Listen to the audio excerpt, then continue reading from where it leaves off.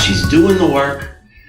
She's so intelligent. She's so much fun, and she's also my friend. And I'm so proud of her, and proud of her first effort here at this conference. I'm proud to introduce my new co-host for the Marketing with Danielle.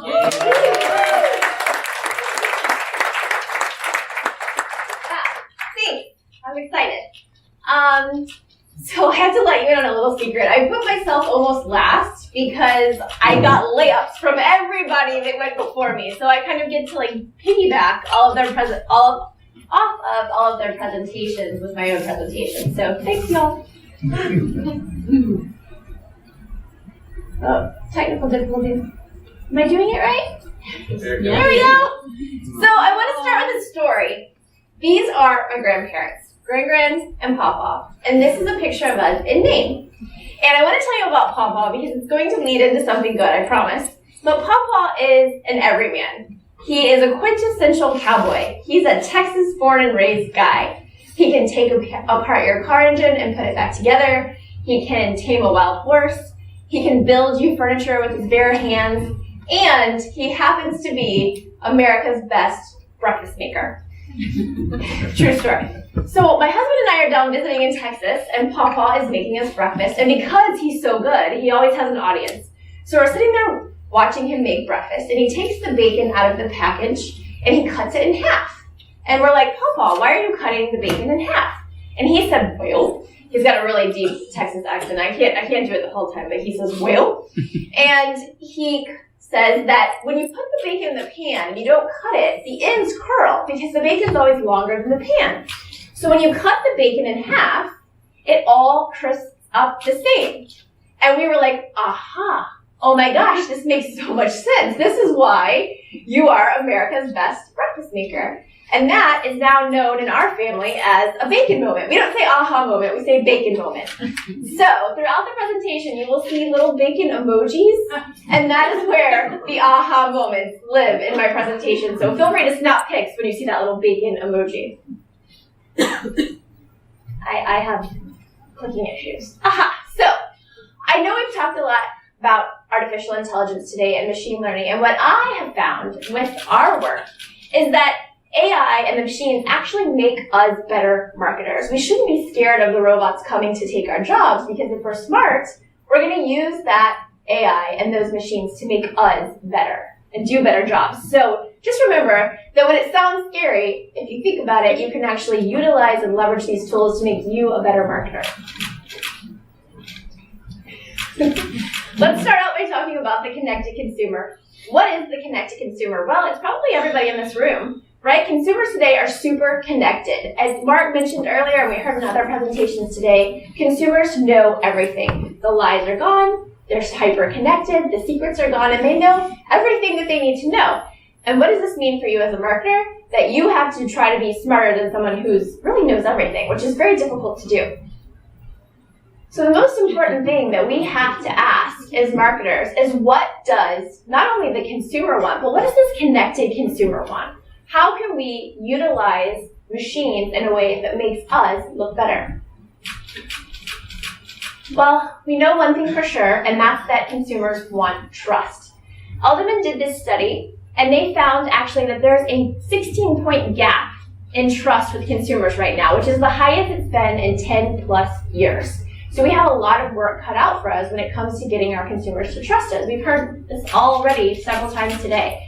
When brands go out there and tell their brand story, the consumer doesn't automatically believe that information anymore because we've been lying to them in a lot of ways, or sometimes. Maybe not you, maybe not the person next to you, but there are plenty of brands out there who are still using that spin and PR to lie and tell a false story to get people to buy into their brand.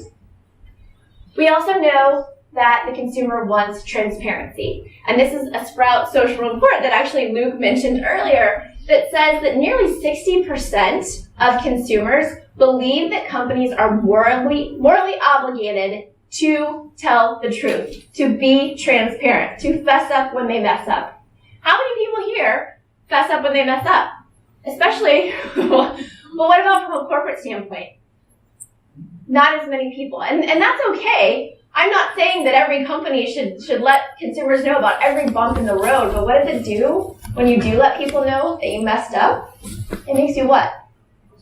Trustworthy. It makes you more human, right? Because everybody makes mistakes, even big companies and brands. And when it comes to AI and machines, artificial intelligence, chatbots, robocalls, all the things that we've been talking about, what does that connected consumer want? Well, 67% of people say that they are willing to try out chatbots and AI, and that they're interested in these machines helping them have better services.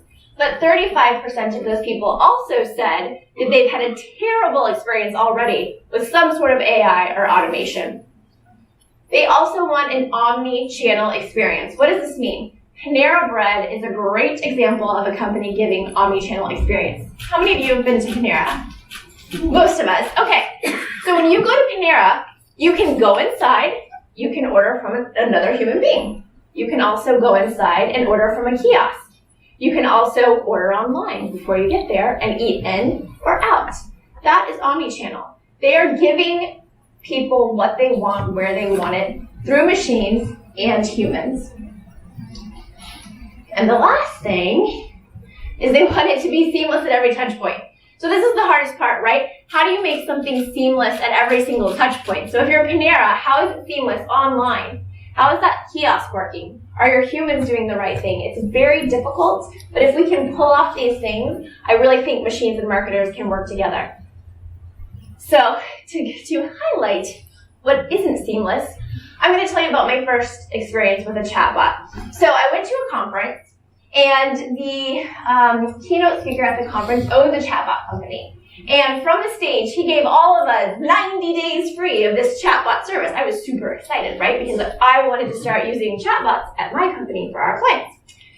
So I run home and I go to his website, and of course I'm talking to a chatbot, obviously. And I tell the chatbot what my code is. I put it in. I'm so excited for my 90-day free trial. And the bot's like, does not compute. I have no idea what you're talking about. And I'm like, oh, but Mr. Bot, I just went and got this code. It's from your owner. I was at this event. I'm like telling the bot my whole life story. And the bot's like, I have no idea what you're talking about. I can't help you. Let me get you a human. Okay. Well, it took the human 2 days to get back to me. And then, guess what? I had to tell the human my story all over again. Here I am thinking that this bot is recording this conversation and that the human's going to come along and save me, and they're already going to know my story, they're going to come with the code, and I'm going to be able to go out and have my 90-day free trial, and it doesn't happen. They took another 2 days to give me the right code to get into the software, and by then I figured, I'm just going to use Sprout. I already use Sprout. Why am I even trying to test out? I mean, we do shop around. Mark said it. But the experience was so bad and it wasn't seamless that I was over using this bot service. All right, so today I'm going to talk to you about our experience, real world, tactical, practical ways that machines and marketers are working together. And we're going to talk about social listening, which Luke hit on. We're going to talk about chatbots a little bit more, and we're also going to talk about advertising. So let's start with social listening. Here are some tactical, practical, real world examples from our clients and how we're using social listening. I don't know what it is with me and this clicker, but we are not friends. So how many people in here currently use social listening at their company? Just a few. This is a totally missed opportunity. Social listening can help you with basically any facet of your business, not just marketing, but sales, HR. I mean, literally any part of your business, product and market research, social listening can be there to help you. But in our example, we're going to use it for customer service, if I can get the clicker to work. All right. So here are some other ways we use social listening at B-Squared. We use it to find influencers. Do any of you do any influencer marketing at your companies? A few? Okay. So we use it to help us find influencers who are influential on certain topics. We use it for share of voice. So market share, understanding our share of voice in the market, how we compare to competitors, if we're moving in the right direction or the wrong direction. We also use it for sentiment. And does everybody know what sentiment means? It's positive, neutral, negative. So we're looking at the actual conversations that are happening online to see if the conversation is positive, if it's neutral, or it's negative. Market research is a given. I mean, again, you can go out and use social listening to get started. Deb, you were asking earlier, like, how do small brands get started? I think listening is the best place to get started, right? Because this can help inform your entire strategy moving forward. And then last but not least, we use it for social selling. So I actually use social listening to help me sell more business for B Squared. So how many of you have had a terrible automated experience with your bank or financial institution? Like everyone almost. Okay, yeah. So the financial industry is not known for doing so well with marketing, with bots, with automation, with lots of things really. So to highlight this point, I went back to a report that Sprout put out in 2017, and they actually show that with the financial industry, the average response time was 13%. So they only respond basically never, right? They really don't respond. So what happens when we have those bad automated customer experiences, or we get that robo-caller thing on the phone and it's like, press 5 for blah, blah, blah. And then you can't get blah, blah, blah. What do consumers do? They run to social media to complain. And when they're out there complaining, nobody's really responding. That complaint's just living there forever about this financial institution. So, what I want to highlight today with a client of ours who's a financial institution is that we not only use social listening to find those people who are complaining about the brand or talking about the products that the bank has, but they're also using social media to talk, or not too directly, but about the brand. So they're not even mentioning us, right? They might be mentioning a competitor. Maybe they're mentioning a branch manager. Maybe they're mentioning a new product that's come out. They're not actually tagging us, but they're mentioning us, so it's worth noting what's happening, right? I'm going to play a quick video next of our... Hello, my name is Leah, and I am a social media coordinator for B Squared. I'm going to run down the green, yellow, red level model that we use for some of our clients. A green level engagement is something that we can take care of on our own. For example, a user might ask for hours of operation for our client, and we can easily go on their website to get that information and then relay it to the user. A yellow level engagement is something that we will have to touch base with the client to fully assist the user. For example, they may ask a specific question about a new product or service that we can then reach out to the client to ask for an appropriate response. Once provided, we'll take that question from the user and the appropriate response from the client and put it in a frequently asked questions document so that the next time it arises, it will be classified as a green level engagement. A red level engagement is often a very negative review. We will not interact with the user at all before first reaching out to the client, who often wants to take care of it offline. Once we have been told that the issue has been resolved offline, we will comment something like, "We are aware you have spoken to this person, and we encourage you to reach out with any additional questions." So what Leah is explaining is this very complicated diagram. If I can get there. There we go. So this is a custom response workflow that we've built for this particular client. This bank is totally innovative in what they are doing. They know that, quite frankly, the financial industry sucks, and they don't want to suck anymore. So they use social listening, which is a machine that goes out there and looks for all of the conversations that are happening in all of the online places you can think of. No one human, not even my whole team, could find all of those conversations. So we use Sprout's machine to help us find those conversations, and then we put them into 3 categories: red, yellow, green. Green is something super easy. Our team can take care of this very easily. We can answer it very easily, and we don't really need to involve the people internally at the bank.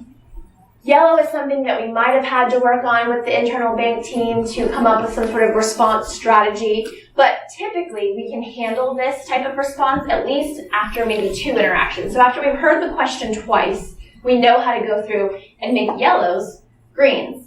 Reds are kind of fires, right? This is a problem. Somebody's having an issue and they really need to talk to somebody internally at the bank. Let me tell you why this is so powerful. This whole company's key performance indicator, their whole goal is to have us taking care of the greens and the yellows for them so that they can spend more face time with the people who are having issues. They want to fix those problems. They want to be more human. They are winning at life right now. They're doing great. And it's all because they wanted to figure out a way to serve the people. Here is another story I have for you about a brand that we service that's a global luxury appliance brand. They're all over the globe, and they have a ton of products. So for this example, I want to give you how they use social listening for content. Katie had mentioned earlier the importance of social media marketers and putting out content at the right time. Well, what about finding content that you haven't represented on your site but needs to be represented? We use social media listening for this client to understand keyword stringers or phrases. So we put together listeners, essentially, that listen for any of the people talking about their brand and about the specific products with their brand that have the words like how to or problem with. So what's happening is we're starting to get data back from the machines that's telling us all of these different products that people have a lot of questions about. And what we found was that people have questions about these products because when you go to our client's website, there's nothing there. So what we've been able to do is take the information that the machine is bringing to us, the marketer, and we've been able to get creative. We go to the internal team and we say, hey, look, people are having a mass amount of difficulty with changing the coffee filter in this particular coffee machine. What can we do about this? Well, let's create a how-to video. Let's put one of your faces from your brand in the video and show people how to change this coffee filter. It sounds easy, but 83% of our complaints are about this coffee filter. So once we create that how-to content, we put it on the website, and guess what happens? Anybody want to take a guess? Luke, you're out. You can't answer this. Does anybody want to take a guess to what happens? No? People go to that content, complaints went down. Actually, people start praising them for producing that. Yes. So what happens is, again, to Katie's point earlier, which is why I wanted to go almost last, is that people were searching for that content all along. They were going to Google and they were saying, how do I change the filter in my coffee maker? Help me. But there was nothing there. So what they were doing is then going to social. And what that was showing for that particular brand was negative sentiment around this brand and their product. But now they're searching for this content. They've got a nice how-to video. They don't have to go to social. And if they do, it's to say, oh my God, thank you so much for that video. I can't believe it was that easy. So this brand is really innovative, and they're thinking with social listening because they're using it on how to formulate their content strategy. They're seeing what the customer wants, and they're giving them that type of content. So this is just a graph that kind of explains over time what's been happening with this particular brand. So the red bars represent the negative sentiment that's been happening for this brand over time, and the green bars represent the positive sentiment that's been happening for this brand over time once we kind of implemented social listening and this particular tactic.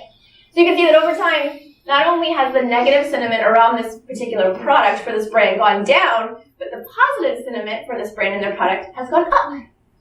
So who doesn't want negative down and positive up? Anybody? I don't think so. All right, chatbots. This is a fun one. Eyes are looking glazed. How many of you in here are using chatbots? I'm scared to ask. Oh, no? I love that robot. Well, we know you are. Okay. All right, so not very many of you. Okay, so I'm going to go slow on this one. So here's the thing about chatbots. AI seems so scary, but here's what I want you to understand. And it doesn't matter if you're a big brand or a small brand, but the artificial intelligence that lives inside of chatbots, right, can answer questions, especially those green or yellow level questions, over and over and over again. They can do it simultaneously. They can do it 24/7. They can answer it right every single time. So do you see what I'm saying? You're actually taking human capital out of what you have to spend on customer service, and you're putting into bots that will do the job very well. I'm not saying that you're going to take the human out, because again, we want that seamless experience. If we have trouble, we want the human to step in and help where the chatbot can't. But the chatbot is there to help us. How many of us want to work 24/7 answering the same question over and over and over again? Okay, 2 people. So I think the message that I'm trying to send today is we shouldn't be scared of the machines. The machines should be making us better marketers. So I'm going to explain our chatbot to you as an example. Here's how we make our chatbot human. Dude, if you follow our brand at all, you know Dude. I know you know Dude. So Dude is our brand mascot. He's a stick figure. And we said, let's take Dude and make him into a robot. So we made Dude into a robot and we named him DudeBot. And DudeBot is the chatbot that lives on our social sites. So if you reach out to us on social, DudeBot will come through and say, hello, I'm DudeBot. And that first sentence, he's giving what I talked about earlier, it's transparency. He's telling people right away, I'm not trying to pretend to be a human answering your questions. I am a bot, and I'm here to help you. And then he also says, hey, if at any time during this conversation you need help or you need to, whatever you need, hit the menu button or the restart button. And we kind of walk people through the process because AI is still new, right? We want people to feel like we're holding their hand through the journey of using the bot. So I'm going to play a quick video for you guys on how our conversation flow works. So when you send us, this is on Twitter, a message, it's going to hello b squared, which is our handle. You'll see that you automatically get DudeBot. Hi, I'm DudeBot, and the way Twitter works is we're able to set up a menu of all of those frequently asked questions that we constantly get asked on Twitter. So this person's saying, I would have logged for b squared. Once they put that answer in, you see Dude again show up. So our tone and our voice is there, our branding is there, and Dude's helping them with how to get started blogging for b squared. It also gives the name of a human that they can contact right away. So if they have a problem, they already have the name and the email of the human, which is Lindsay. So then, when they say help, you can see that DudeBot says, hold tight, we're getting a human to assist you. Again, they mention our operations manager. They give the name and the email right away. And then you can see that we show up here. That's actually us. That's the human on the other side saying, hi, is there something I can help you with? And we've solved the problem. It's not always that easy, but let's just pretend for the sake of today. So, what happened and how we were able to get the human so quickly is thanks to Sprout. We do use the Sprout software, and what we've done on the back end is we've set up keyword triggers. So if anybody says something like complaint, help, need help, human, speak to human, we train the bot on how to respond. We train the bot to give access to a human right away. And what happens inside of Sprout system is that this whole message, that whole story, that story that the human that I had to talk to didn't have, gets emailed to a smart inbox where we have humans managing this box 15 hours a day. So 15 hours a day, you are more likely to get in touch with a human if you have a problem than not. And if we're not available during those times, the bot is set up to say, we're away right now, but we will be back to you by 8 a.m. Because what people want in a crisis moment the most is just communication. They just want to be heard. And that's what we're trying to do with the bot when we're not available. Because unfortunately, we haven't figured out how to be available 24/7 yet. I'll let you know when we do. So at the end of the day, I think this is where the magic happens. I think we're at such a great time. I'm not scared about this rebellion and where we are, because when you take humans and you leverage the power of machines, you make us superhuman. Am I right? Like, how amazing is it that we get to use these amazing machines to make us smarter and better? So the last area I want to talk to you about is advertising. And here are some of the ways we're using AI in advertising. How many of you are using advertising? Are you like paid advertising, social search? The majority. Okay. So I have to give a few definitions here because Chris hasn't gone yet. So I'm going to break it down a little bit. Artificial intelligence really just means it's software that thinks like us, right? It has the ability to mimic the way we think and do the things that we do. Machine learning is actually really cool, and Chris actually helped me with these definitions, by the way. Machine learning is where the machine writes its own code based on the information it's given. So normally we have programmers like James and Chris who write these great codes and algorithms, but machine learning is where AI takes all of that information that's given and it's writing its own code, which is like the coolest thing ever. So you're going to need to know these definitions, essentially, because everybody who's using advertising here, all of you that raised your hands, you're already using AI and machine learning. Because every single one of those advertising platforms is built with advertising and machine learning. And are you scared of the advertising that you're doing? I hope not. No. No, so you can't be scared of the machines. So here's a couple of points that I want to make about advertising and machines. I hate to say this out loud, but honestly, we wouldn't have the success that we have as advertisers without the machines. We truly wouldn't. Because you're talking about so much information. Even if we just look at Facebook and we look at the audience information that they pull together, right? Interest, demographics, who's connected to who, the ripple effect, all of these things. It would be a spreadsheet that would fill this room. And the human person, well, maybe Chris, but most human people cannot decipher that kind of information. You have to have the machine to do it for you. So without these built-in machines, we could not successfully advertise for our clients. The machines make us good advertisers. They help us make better predictions about the ads that will be successful in the future, and they help us build off of successful campaigns to be more successful the next time, and the next time, and the next time. So if you're doing any kind of advertising, don't be scared. Okay, so this is a really fun example. This is another client of ours, and they're in the financial industry, but they do cashback rewards. A little bit different. And how many of you are pumpkin spice fans? Like half. How many are you not? I'm not. Yeah, like the other half. Okay, this is a really polarizing topic. Pumpkin spice.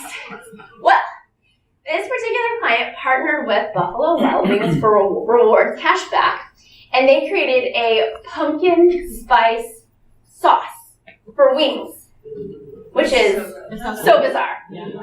Very polarizing. Like, look, the room's already like tearing away, right? Yeah. Well, as Chris mentioned, Facebook is built on engagement. This is really all they care about, whether it's good, whether it's bad, or otherwise. All they care about is engagement. So we put out an organic Facebook post talking about this pumpkin spice wing sauce, thinking like, no big deal, whatever, we're just going to move on to the next day, and it blew up. It went absolutely crazy nuts. And we were like, oh my God, there's something here. We've got to put this into a paid campaign. We've got to get more of this engagement. We got to keep this going. So we built this campaign that you see on the left. That was a messenger ad, which is all through AI and bots, through Facebook. And this ad blew it up. This was the best performing ad that we put together for the client in 6 months of doing business with them. So, yeah, it was amazing. So they were like, well, how can we capitalize on this? What can we do? Well, we turned to the machines. The machines had all this information on the people who were interested, good or bad, in this crazy polarizing topic. We were able to create lookalike audiences, remarketing audiences, and then all we had to do was wait. But we didn't want to wait till next fall, right? Because pumpkin spice only lasts for like fall. So we found out from the client in Buffalo Wild Wings that they were coming out with a jam and jalapeno sauce. I love jalapenos. I'm from Texas, so like I put jalapenos. I eat them out of the jar. I do. Okay. So this was another great topic that we found, and using the machine information that we got from the machines on the first successful ad set, we created these messenger ads for the jam and jalapeno wing sauce, and these ads went even crazier.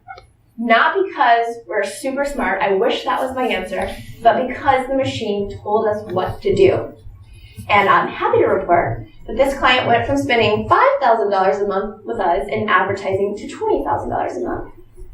We would not have gotten there without the machine. The machine helped me close that deal, which is how machines can help you sell more too. So another example I have is on Twitter. This particular client is a very difficult client. They do sports betting, and betting is a very difficult advertising world because there's certain things you can and can't say when it comes to betting. P.S. DFS, if you're looking closely at the content, is daily fantasy sports.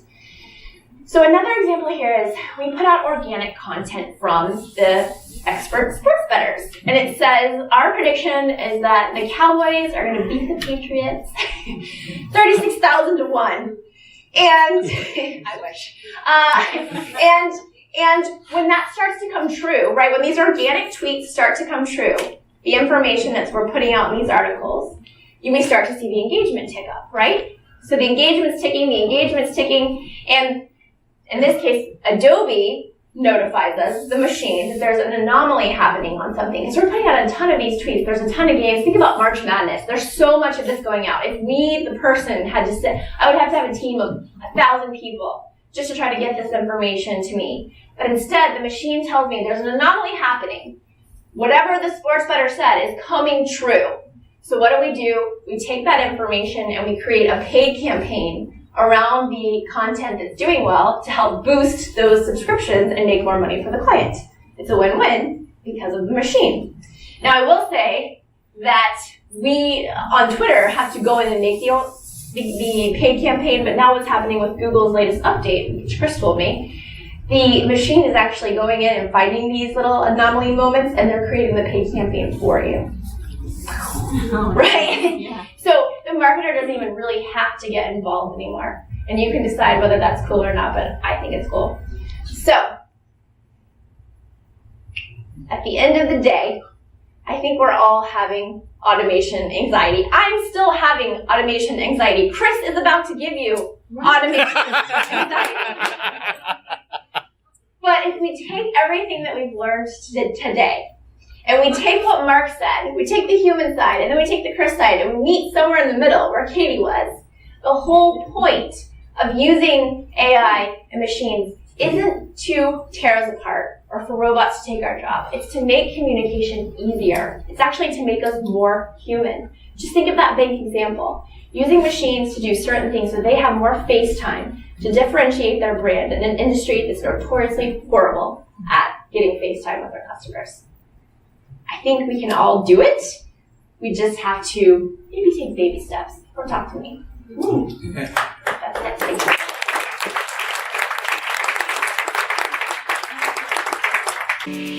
you.